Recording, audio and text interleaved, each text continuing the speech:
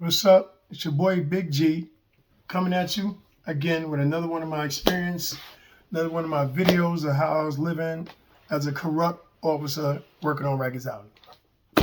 One thing I'm going to tell you about my life that was a real big factor while I was struggling. I'm going to say struggling because like one of the reasons I started hustling on Rikers Island was because I went through divorce and child support. And my paycheck was shredded, but I was from the hood and I knew how to hustle. Like I said, I didn't work in the jail knowing all the rules and regulations on what to do and this and that. After, sitting there observing and seeing things, we pick up on things. But one problem I had was, I used to drink a lot to cool. So I had a bad drinking problem. But another problem I had, your boy had the shakes. And when I say the shakes, I was addicted to gambling, shooting dice. When I was about 15 years old, it was about like 7 or 8 of us. And we was just coming into our own where the OGs would let us come in the gambling spot. It was like 7 or 8 of us. Can you imagine like 7 or 8 people around the table and then you got 15 kids all put their money together to shoot on one of their friends' hands. You shoot, you shoot. You lucky. So we picked one guy out of our whole crew. We put all our little chips, all our little summer youth money, all our little grocery store bag packing and carrying people's bags to the store to make money. We get all that together and put it on one hand. I did that one time when I was 15, 16 years old with my boys. And he ran that bad boy up to like $700, $800. And we all had this put like 10, 15, maybe $25 a piece. He ran that bank up to like $700, $800 and we split that money. You couldn't tell me that shooting dice wasn't the will. You couldn't tell me that wasn't the way of the world. You couldn't tell me that I wasn't going to win every time I went into that gambling spot.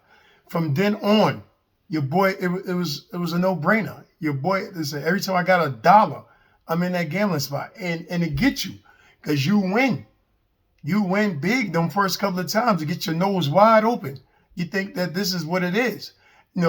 And then reality sets in. But I'm going to get into that later. As a correction officer, of course, you already know I was in there doing my thing. I was taking my coke in there. I was taking my weed in there. I was doing things for people's birthday. Their family member would pay me money. So one time I went to work empty with no money. Took a couple of pouches of tobacco in there. Did my thug thizzle. And by the time I came out of there, I had about $1,500, $1,600 worth of money from one day's work. And guess what? Don't ask me how the inmates did because listen, how they get this money through the visit or whatever the case may be, some of these inmates had cash. They had cash. They paid me with cash. It was funky cash because you never know where that money came from. But it was in a balloon. I handled with care and everything. But I'm saying they had cash. So I came out of the jail with about $1,600, let alone that I had just got my income tax deposited. So your boy had a couple of dollars. Your boy had a couple of dollars on him. So I go to the gambling spot. I'm driving. And I get the alert, at the time we had pages and stuff like that this kid named Dave was in the gambling spot. That's what happens in the gambling spot. You're a heavy gambler, you're a big time gambler, word gonna get out. You pop up in the gambling spot, they texting other people, they letting everybody know such and such is here, bring their ass on here, you got a pocket full.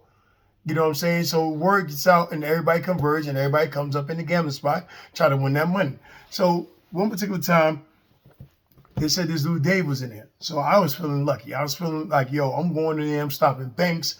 I got my taxes, I got my hustle money. You can't tell me nothing. So I go in there. And let me tell you, this dude had this roll, son. He would take the dice and stack the 4, 5, 6 up. Now, you can't say that the dice was loaded because he'll let you pick out the dice. So you pick out the dice. He stacked this, he had this roll where he'll spin it off the wall and everything. And every time, head crack. Every time, head crack. I mean, he was sitting there messing cats up. If it wasn't a head crack, it was a 5. So I started, I'm losing my mind. So I pulled back, right? Because I think it's me. I think he just doing it to me. And he just kept head cracking. 5 and 6 head cracking in a row and then a 5. People didn't even get a chance to shoot. I knew it was something wrong with them dice. People was thinking something was wrong with them dice. So they would, they switch these dice up. They switch these dice up. Now, at that time, they ain't implement no rule that you got to shake them and shoot them. Pause. You got to shake them and shoot them. So everybody get their own roll. I should have my own roll. I should take the dice, put it in 4, 5, 6, but then I throw them and they'll go all over the table, and then I register what I'm going to register. But he'll take these dice, stack them up 4, 5, 6, and then spin them, and then spin them right up the wall, and they're separating everything. Head crack every single time. Now, I wasn't the professional. I don't know all about dice where people got trick dice and tricks they could do with the dice that they know automatically. But, I trust my surroundings. I trust the house man. I trusted the person who ran the gambling spot. And this dude was head cracking. I tell y'all, within an hour, I lost about $4,000, $5,000 in 1 hour. Now, mind you, I had the hustle going on inside the jail, but I still had responsibilities. I still had things that money was for. You know what I'm saying? And if you ever had the shakes and you ever was in the gambling spot, you don't know that empty feeling of you had the money. Had you not gone to the gambling spot, you could have paid your bills and did so much more that you planned on doing with that money. But you go in that spot thinking you're going to come up, because it's been times where I done went in the spot, them came out with 10, 15 grand. It's been in the spot where I've seen people coming in with $100 and they leaving with like 7, 8 grand. So like I said, I had the shakes. You couldn't tell me that this shit wasn't going to work, that it wasn't going to work.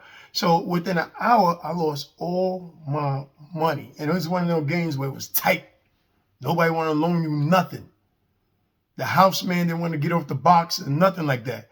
You know what I'm saying? So I'm sitting there going to I couldn't even walk. My legs was noodles. Everything was noodles on me. My heart sunk in there. I was like, yo, what am I going to do? I lost all that paper. And when you ain't built like that, you can't go in the gambling spot with money that you can't afford to lose. That was my ignorance of being a gambler and having the shakes. I would go in there with my last and all that stuff. A lot of times I'd come out on top. Sometimes I wouldn't. That roller coaster ride was a marriage that I'm glad I got divorced from, because I'm telling you, I was sick. I went to my car. I had a half a pint of Hennessy in there. I'm sitting there sipping on the Hennessy. Now I got my whole gun and my badge on me. I'm thinking, I'm going to rob this nigga when he come out.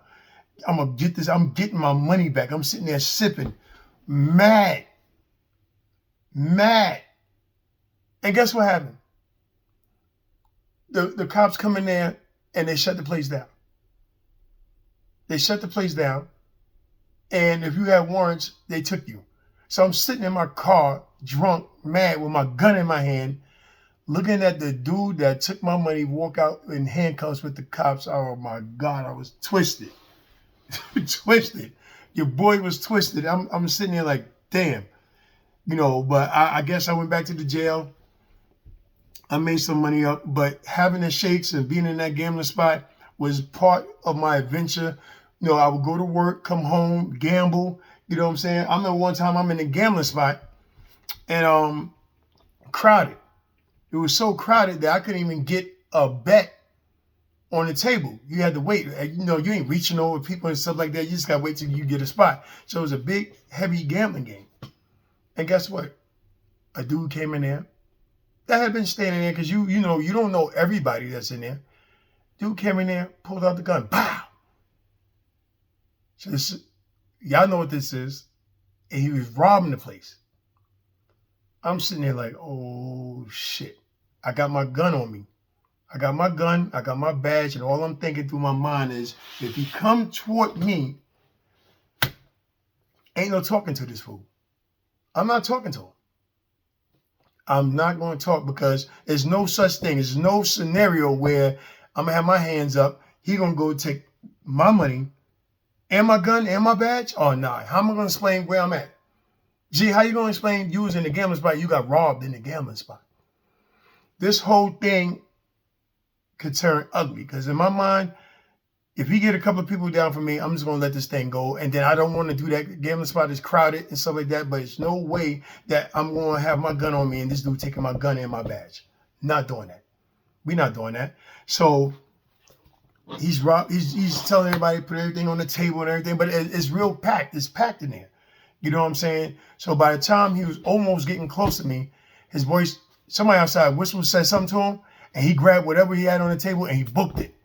And I was like, because I really didn't know what I was going to do if that guy came and approached me. I didn't want to pull out my gun. I didn't want to shoot nobody, but I would have, because I wasn't going to get robbed that day. It's been a number of times I've been in the gambling spot and the joint got raided by the cops. Joint got raided by the cops. And you know what I would do? I would wait till they get over to me, show them my little badge, flash my little badge, and they escort me to the door and they'll let me go. You know, one sergeant was like, what you doing in there? And I was like, this is my neighborhood. You know what I'm saying? And he just said, yo, just don't be in there. You know what I'm saying? Because I'm going to tell you something. Just because you got a badge as a correction officer, them cops will still search you. They'll still search you. I'm walking on the avenue one time. I say what's up to my boy. I give him that. Boom, boom. I walk down the block. They pull up on me, jump out. Yo, let me see your hands. So I let them see my hands. And in my mind, I got my badge around my neck. So as soon as I pull my badge up, you know, I should be good. Nope, pull my badge up, identification and all that stuff. They still pat me down. I'm like, what you doing? So we get into it, like, what are you doing? They're like, yo, we seen you up there with such and such, and you on that corner. That corner's hot. I'm like, yeah, I live here. So it's going to be hot. You know what I'm saying? So that was like part of my adventures with gambling and having the shakes and going through it. You know what I'm saying? So I had a lot of good times and a lot of bad times in the gambling spot. I remember one time I'm sitting there and I'm not gambling, because you could go to the gambling spot with no money. Sometimes it's just like the barbershop. And then you're sitting there, you talking to people coming in, they hustling, they selling stuff. You know what I'm saying? You get good deals in there. Chicks be coming through there. All kind of people come through there. Mail, post office people, correction officers, you got all walks of life that come in there, hustlers, everybody be in there gambling. So we in there gambling one time, and this dude kept on shooting fives. Every time he shot, it was a five. You know what I'm saying? And there was only two people gambling, because I ain't had no money, and I'm sitting there looking, spectating, and he kept on shooting fives. Every time he shooting fives, this dude head crack and beat him for big money. Shot a five again. Dude should have head crack and beat him. So now he going borrowing money from people and everything, trying to win his money back. And I mean, you got to listen to what somebody's saying, right?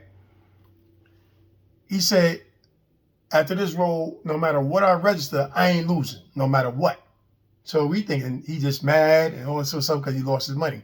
So bam, he roll the dice. He shoot a five. This dude shoot a head crack. Again, beating him again.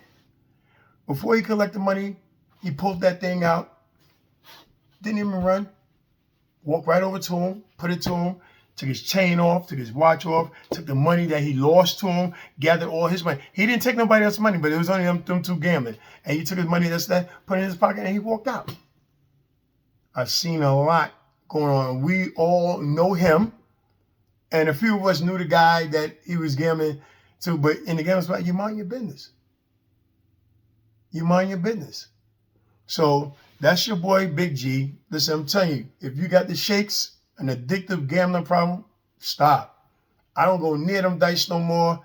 I used to have a lot of fun shooting dice. Went to a lot of adventures shooting dice. I could tell you one time when I was young, my man, I ain't gonna say his name. You know what I'm saying? He owned a couple of spots up the block. I was a young kid. You know what I'm saying? Hanging out with the OG and stuff like that. He told me to walk with him. So I walked with him. He took me to the spot. And when we got up to the spot, this is when crack was doing whatever it was doing. And there was a couple of chicks in there and a couple of dudes in there, and they was getting a wild topics in different rooms. I'm sitting there like, oh, shit, I did it. You know what I'm saying? Because at 15, I was still a virgin. I'm not afraid to tell you that I was. And he went in there, and that's when I got my first blowjob from a crackhead.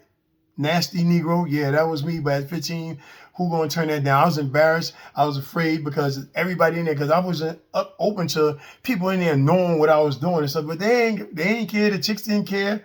You know what I'm saying? Crack had just started and all kind of stuff, and there was chicks in there I saw that I knew and stuff like that. And you know, She took me in the room. She gave me the top 10 and everything. I'm telling you, like I said, besides gambling, that's another thing that I thought was the wheel that was going to change the world. But that's your story. Your boy Big G. I had the shakes when I was correctional officer. I had to take my money from there, go lose it, go win. It was a back and forth, up and down. Yeah, your boy was wilding out in the streets as a CO.